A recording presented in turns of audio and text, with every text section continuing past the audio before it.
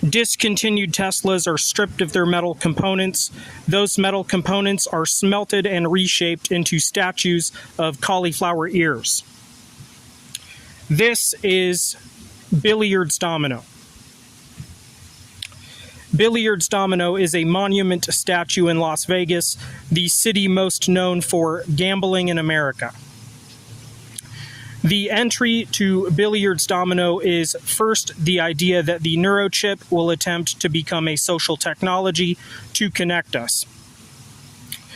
Elon Musk said in an interview with Lex Friedman that the neurochip would give us superhuman abilities in the ways of gaming and computers, but he didn't take into account the inherent human reality that is combat.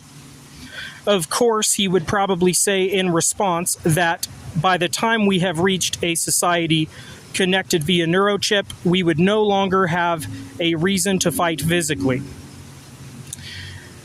Meaning we would no longer be ourselves, we would be the machine. You cannot compete in combat sports when you have a neurochip. There are too many risks involved. A person with a neurochip who attempts to compete in combat sports is putting themselves at risk for exacerbated neurological conditions and a likelier scenario of death or severe brain damage. A brain with a neurochip that experiences physical trauma often could more easily lead to a requirement for brain surgery, and the brain surgery itself will be more complicated due to the presence of the neurochip in the brain. Combat sports like mixed martial arts involve repeated physical trauma to the head, and so the neurochip as a technology to connect us socially would require cancellation of the cage fighter. The class ranking of cage fighter would be the first major hurdle socially for the developers of neurochip technology. Another major and important layer in the story of Billiards Domino is abortion in women's MMA, also known as abortion for the money profits of prize fighting. When women are allowed to compete in combat sports, miscarriage becomes inevitable. In other words, the UFC has industrialized abortion, though these records are not listed online because abortion is considered a woman's personal life. Mixed martial arts is a combat sport where people take hard strikes to the stomach, and so females in mixed martial arts are dependent on the methods of Planned Parenthood and abortion to keep their careers on track. The largely conservative fan base of the UFC will realize this over time, and the UFC will then experience massive consumer dropouts. And that brings us to FBQ. FBQ is a new combat sport and combat sports promotion. FBQ stands for False Bounded Queens. FBQ is a new kickboxing MMA hybrid. False bounded in reference to how it is real fighting but with rules, and therefore it has boundaries, meaning it is partially false in the sense that you cannot bite or headbutt, etc. Queens in this case is in reference to Marcus of Queensberry because mixed martial arts adopted the 10-point must scoring system. FBQ also stands for Females Banned from Qualifying, meaning FBQ, the combat sports promotion, bans women from fighting under the FBQ banner forever, meaning women are not allowed to compete in FBQ. The investors of FBQ see something like abortion for the money profits of prize fighting as a terrible business model due to the inevitable backlash given the scientific simplicity versus the distortion of publicly listed facts, which are manipulated to serve those who are suppressing medical information regarding abortion in women's MMA.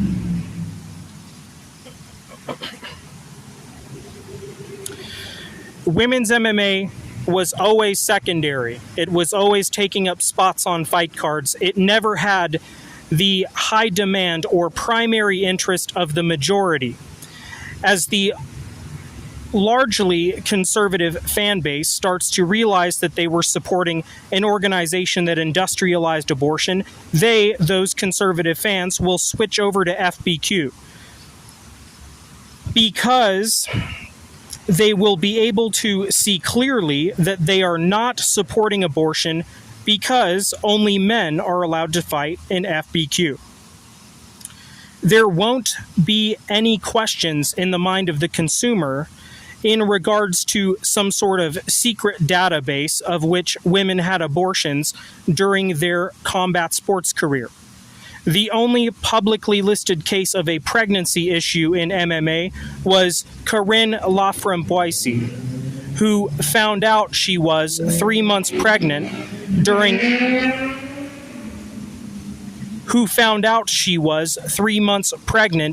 a training camp.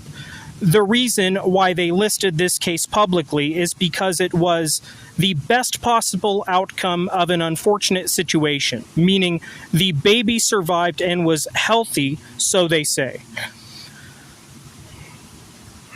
As far as any pushback regarding publicly stated facts on the internet in regards to miscarriage and abortion in women's MMA, in this case, the fans of FBQ are less interested in the facts listed online, and they are more interested in the basic science. FBQ eliminates any question in regards to abortion in women's MMA, the quote-unquote conspiracy. I'll repeat that. FBQ eliminates any question in regards to abortion in women's MMA, the quote-unquote conspiracy. Keep in mind that FBQ is a single organization and one that caters to the largely conservative MMA fan base, who will refuse to support women's MMA over time due to abortion as a concern regardless of the facts listed on the internet. The larger the number there is of women competing in mixed martial arts, the bigger number of miscarriages there will be.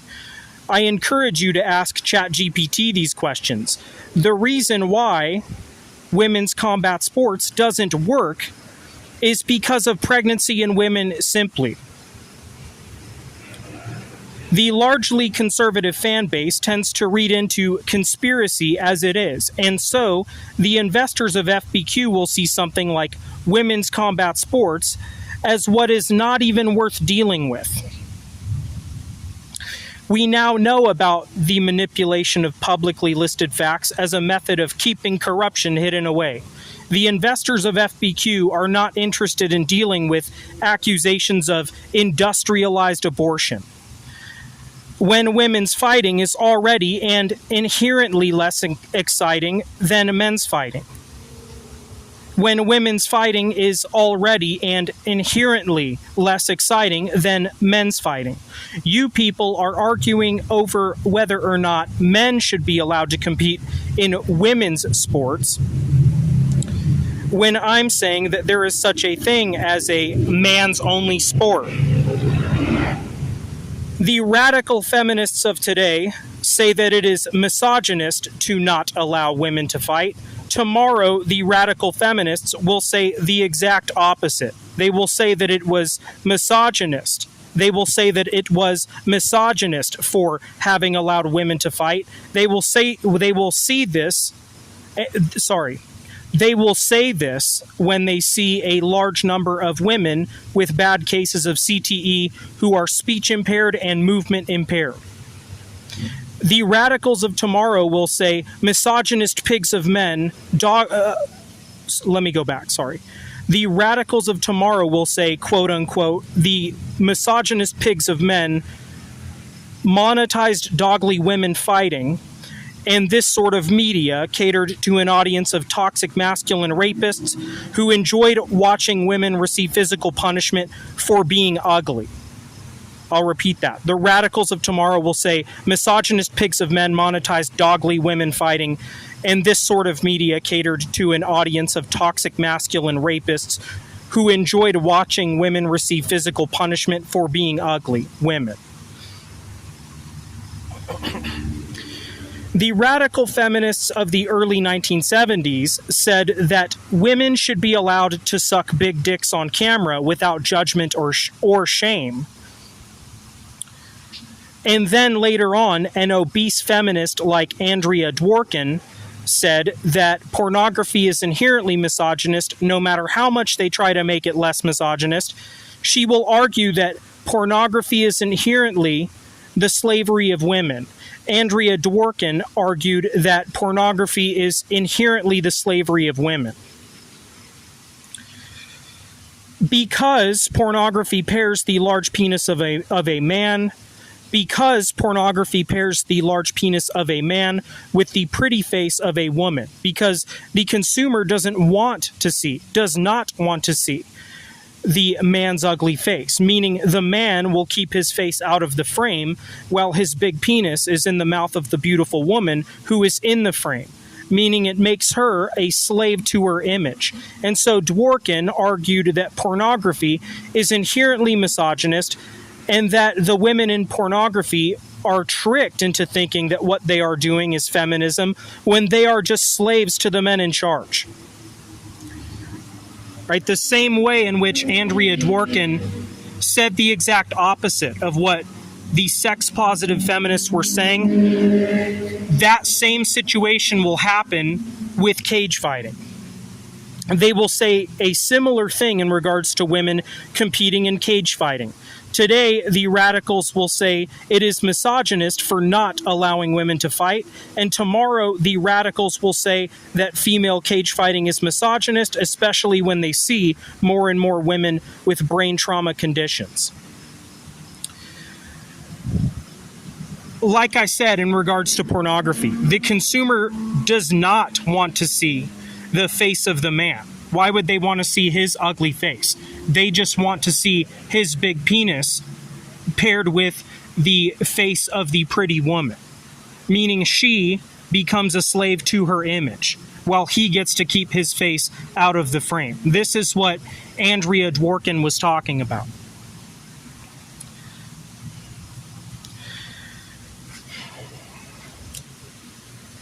With cage fighting, the radicals of today will march to say that it is misogynist for not allowing women to fight. Tomorrow they will say the exact opposite. There will be radicals like Andrea Dworkin who say that it is misogynist to monetize women in combat sports. This is why FBQ charter has been made, and it is why the investors of FBQ see women's fighting as a disadvantage, meaning they will see it as a problem politically and therefore a threat to their business. The presence of female fighters also resulted in the merge of Capital Industries pornography and cage fighting via OnlyFans. The monument statue, Billiards Domino, comes with FBQ, the charter agreement for investors in Las Vegas. The monument statue Billiards Domino in Las Vegas is attached to the FBQ charter. Which brings us to the next segment of Billiards Domino.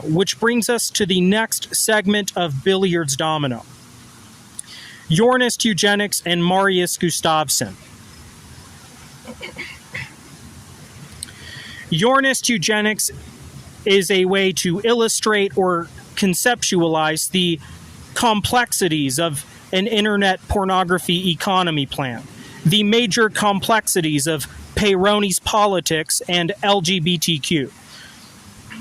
Peyronie's disease, also known as penile fibrosis, or more simply, a crooked penis that causes painful erections or a pain in the penis when flaccid, when sitting or walking. I would consider Yornist Eugenics to be far more complex than something like neurochip canceling cage fighting or abortion in women's MMA.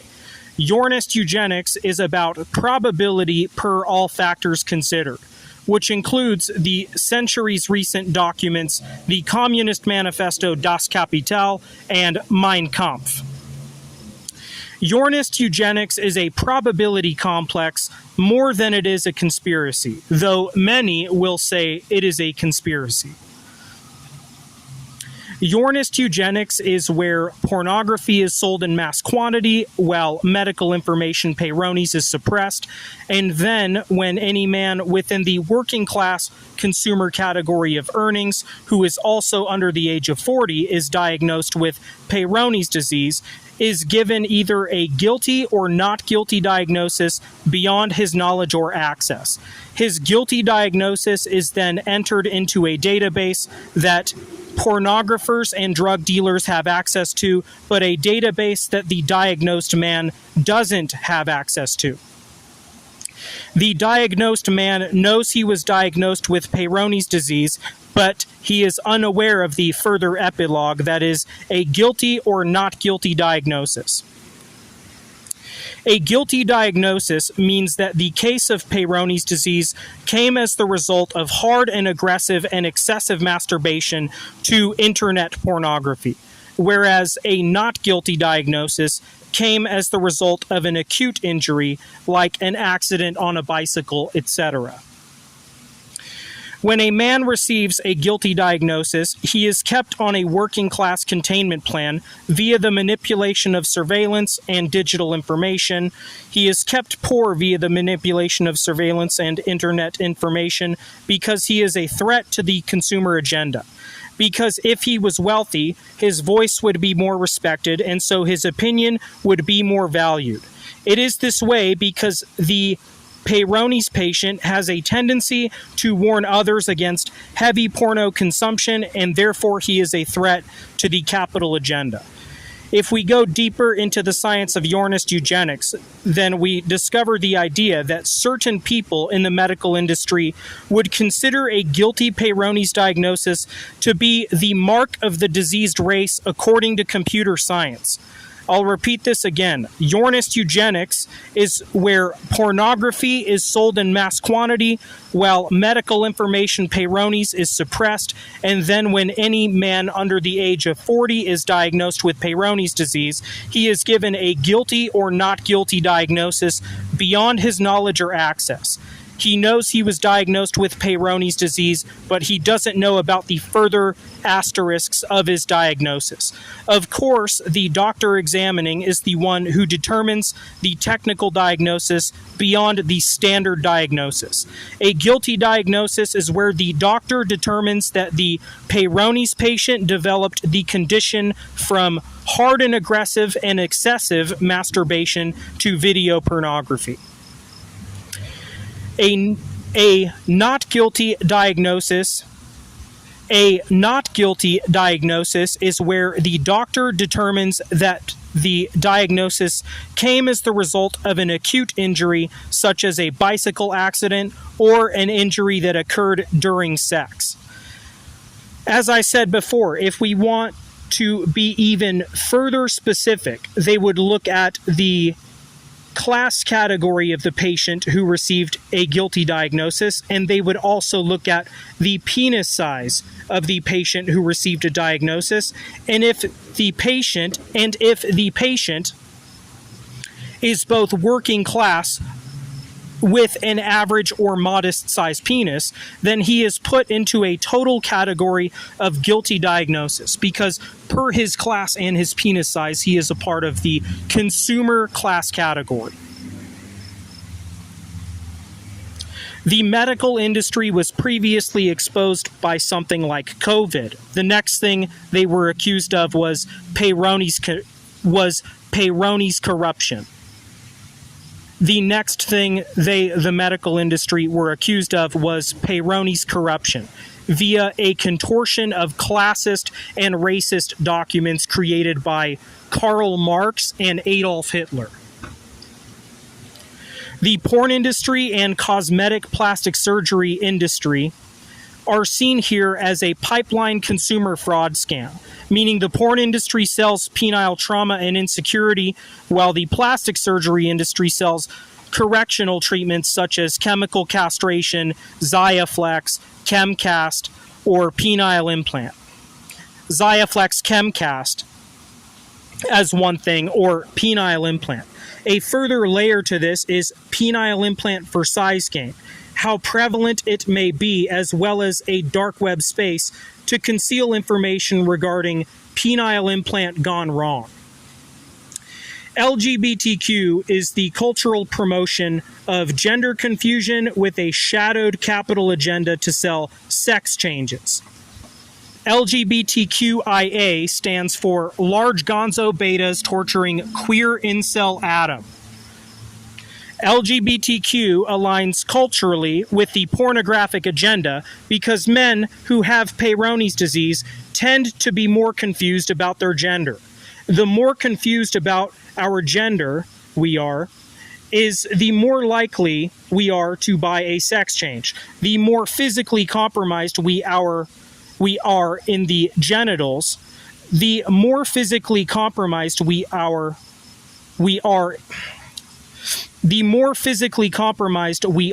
in our genitals, is the more likely we are to buy a sex change.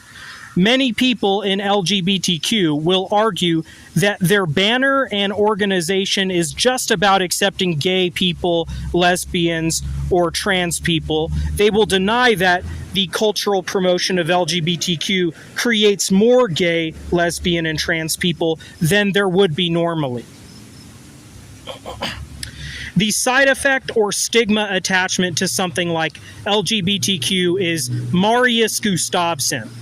Marius Gustafsson is a dark web snuff artist who was arrested for a human trafficking complication because Marius Gustafsson had a dark web video dungeon in his house where he was recording videos of men castrating themselves, and he was uploading those videos to his website called eunuchmaker.com. Marius Gustafsson was a big part of the LGBTQ movement in Europe. He was seen as a leader in that movement. Marius Gustafsson marched for LGBTQ programming. He marched to promote gender confusion, and he was preying on traumatized and insecure men. Meaning, Marius Gustafsson was trying to convince the small broken consumer of internet pornography to castrate themselves on video for the profits of he, Marius Gustafsson. When we look at Yornist eugenics, we are led to believe that Marius Gustafsson was perhaps involved with bad doctors who had access to a medical database listing the men who were given a guilty diagnosis. Marius Gustafsson and Yornist eugenics will always be seen as the dark side of LGBTQ. It is the stigma of LGBTQ. The porn industry tends to vote left because they want an open border so that illegal immigrant drug cartel can keep them, the pornographers, safe from the small broken consumer that they, the people in pornography, created with video pornography.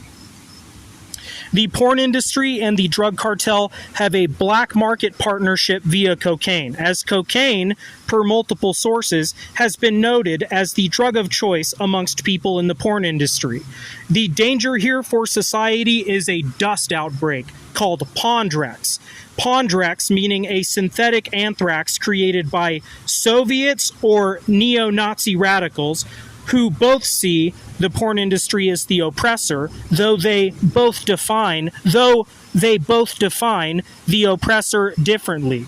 The Soviet defines the oppressor as a class group. The Nazi defines the oppressor as a race group. Pondrex is an anthrax hybrid.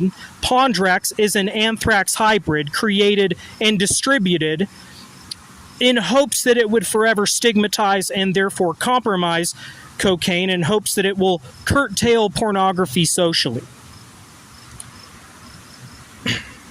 In other words, they would be trying to create a stigma even further, a stigma attached to cocaine, as a method of compromising and therefore curtailing pornography socially.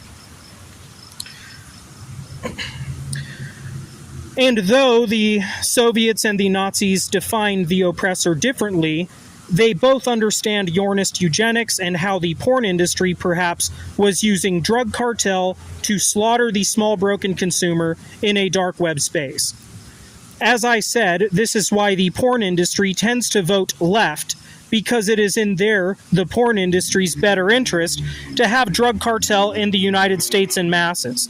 It should be noted that some race Nazis are in support of Yornist eugenics, being the idea that Yornist eugenics in their mind is in fact a legitimate form of race cleanse continuum. I'll repeat that. It should be noted that some race Nazis are in support of Yornist eugenics, being the idea that it is in fact a legitimate form of race cleanse continuum, though other race Nazis will consider Yornist eugenics to be a degenerate Jewish plot. Understanding that Yornist eugenics is a Nazism hybrid, being that it uses a guilty Peyronie's diagnosis as a way of confirming the accursed gene in someone, meaning it brings the gene flaw Peyronie's disease out of someone. Though some stats suggest that Peyronie's disease is more common in some races than others. This is an intro, a brief explanation of the very complex topic that is the politics of Peyronie's disease in regards to internet pornography. Understanding how the only way Yornist eugenics works is if medical information Peyronie's is suppressed, meaning the worker masses must be sleepy via media distractions in order for Yornist eugenics to work effectively in society. This is why there are no Surgeon General warnings detailing Peyronie's disease on pornographic media found online or on videos, such as DVD, VHS, etc. There are many tech layers in place today that guarantee sexless men in masses. The porn industry profits off of sexlessness in men when those numbers are large, meaning the more sexless that the men are, the more money the porn industry makes. I have designed multiple metal statue designs, as my father was an accomplished metal artist I've designed multiple metal statue designs, as my father was an accomplished metal artist whose memorial design was erected at the Santucci Justice Center in Roseville, California. The nearly finished mold was taken over by Ronnie Frostad because my father became too physically ill to completely finish the mold, and when it was finished, he was disappointed in the certain dimensional aspects of the statue. Though nonetheless he was given credit as the artist who designed it, this inspired me to pursue metal artwork design, as seen with my concept diagrams for Maleo Torquent and now Billiards Domino.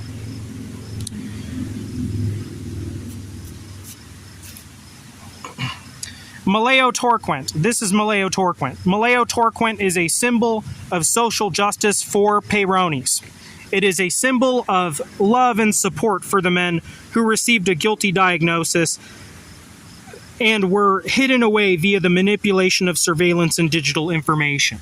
This is a symbol of hatred towards the pornographer who for so long suppressed this medical information to slave us in such a way.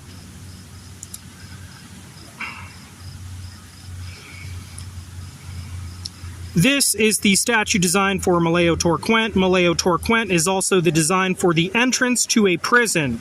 The original idea was that Maleo Torquent would be installed at the mega prison El Salvador at the entrance. Maleo Torquent is a symbol in support of mass deportation of gang members accursed per their tattoos. As we now know that the porn industry was using drug cartel to slaughter the small broken consumer in a dark web space. Now for Billiards Domino, the monument statue in Las Vegas. Discontinued Teslas are stripped of their metal components and smelted, then reshaped into statues of cauliflower ears that are then welded to a wall. There are 4 pillar columns around the wall, a cover above it on top of the columns. There are 8 cauliflower ears on either side of the wall. They are divided into groups of 4 via the open space in the middle that you can walk through. The molds of the cauliflower ears will be created from the statues of cauliflower ears will be created from molds that were created that were molds that were taken from